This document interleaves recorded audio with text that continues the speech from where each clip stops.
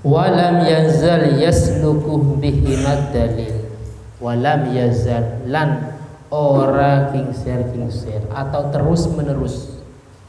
Walam yazal lan terus menerus atau ora kingser.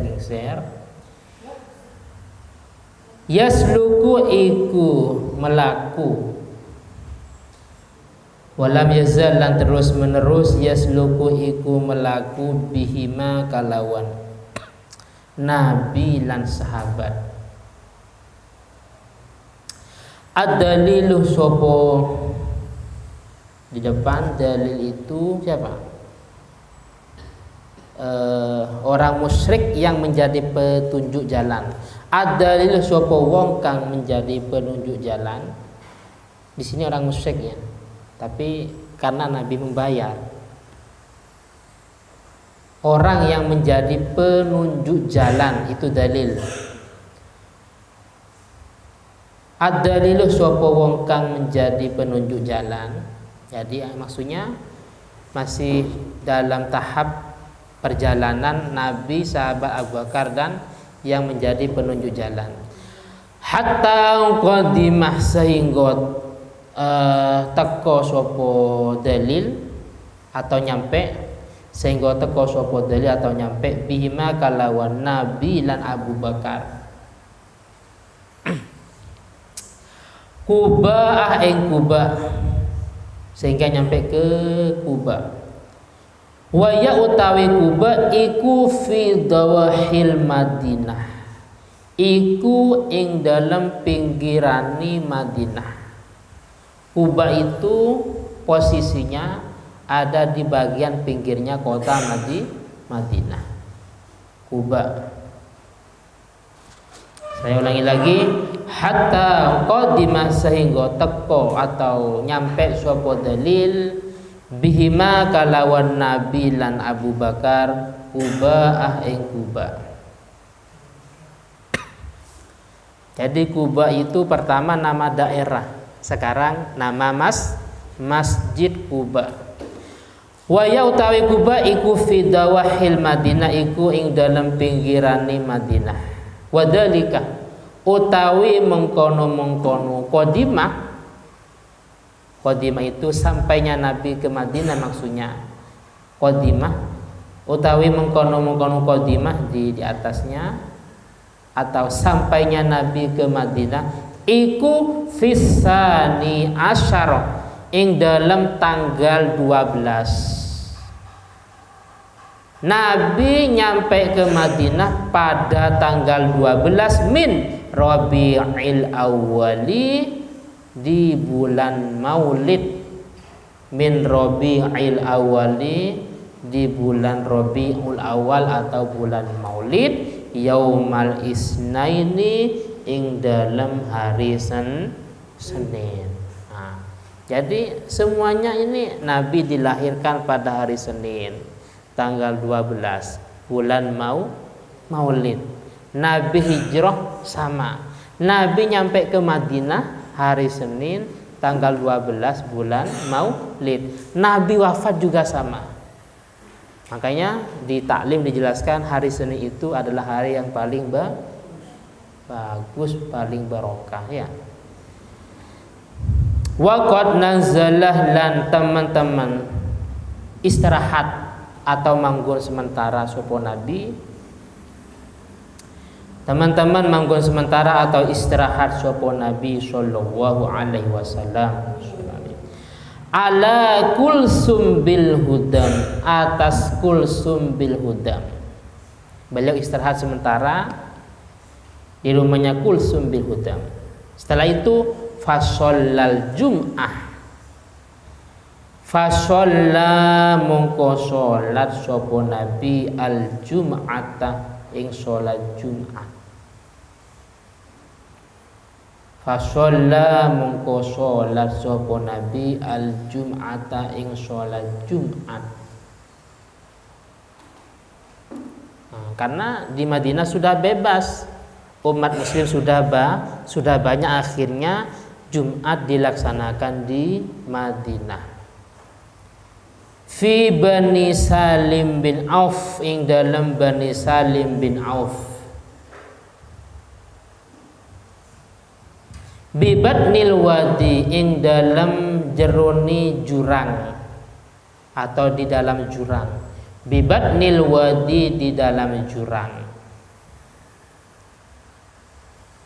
Jadi Jumat dilaksanakan di dalam jurang.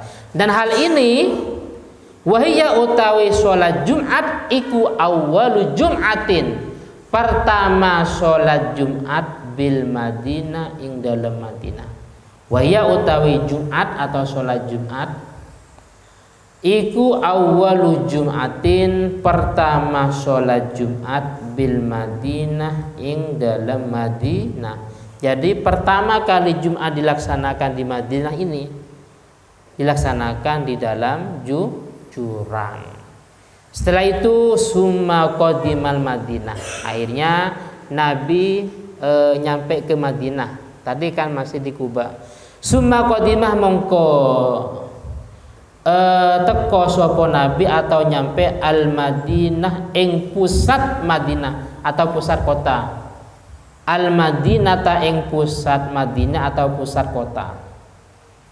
Nyampe ke ibu kotanya. Anggaplah ke Jakarta umpamanya. Kalau tadi Kuba itu masih anggaplah di perbatasan umpamanya atau di pinggiran. Sekarang nyampe di pusatnya. Pada waktu itu banyak para sahabat Ansor ya yang hijrah bersama Nabi, namanya sahabat Muhajirun.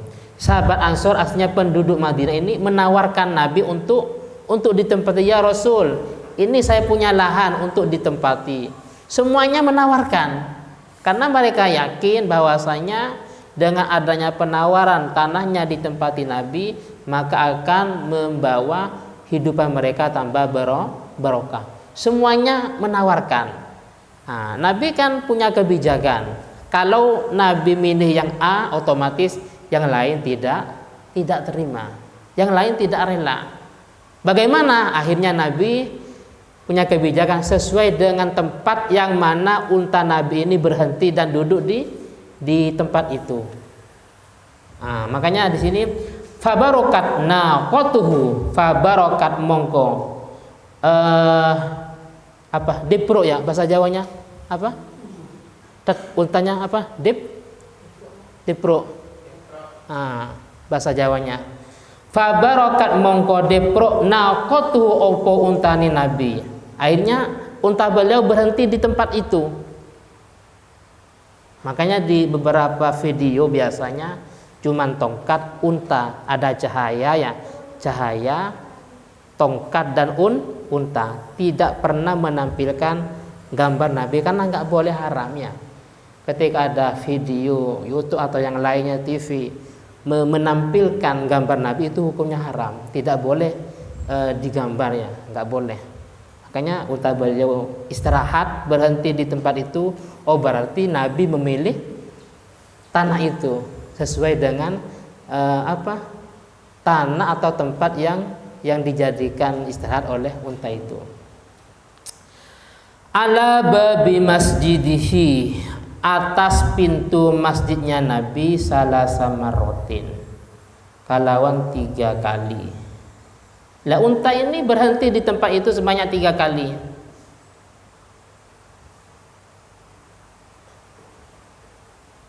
Jadi saya ulangi lagi, ketika Nabi nyampe di pusat Madinah, orang-orang atau sahabat-sahabat Ansor mereka menawarkan tanahnya untuk dijadikan masjid ya, untuk dijadikan masjid. Tapi Nabi kalau milih tanahnya si A, khawatir yang lain tidak rela, sehingga Nabi punya kebijakan, wis tanah yang saya pilih sesuai unta saya ini kira-kira berhenti di mana. Ternyata berhenti di lahan ini umpamanya, dan ini pun berhentinya sebanyak tiga kali, bukan cuma 1 kali. Dan tempat ini yang dimaksud dengan tempat ini termasuk pintu-pintu masjid Kuba. Lah tempat ini wahuwah yauma idin, pada awalnya wawa utawi masjid, tempat yang dijadikan masjid ini yauma idin, ing dalem nalaikani barokat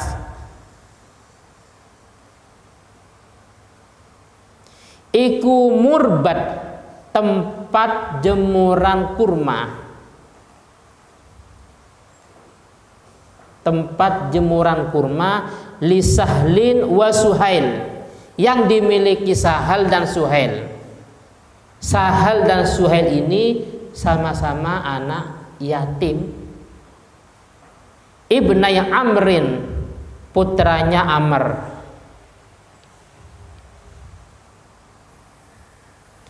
Jadi tempat yang dijadikan masjid sampai sekarang. Nah, ini ada versi yang mengatakan sebagian tanahnya ada sahabat yang mewakafkan, sebagian tanahnya ini tanahnya yatim yang bernama Sahal dan Suhail. Pada waktu itu cuma sekadar tempat jemuran kurma. Yatimaini,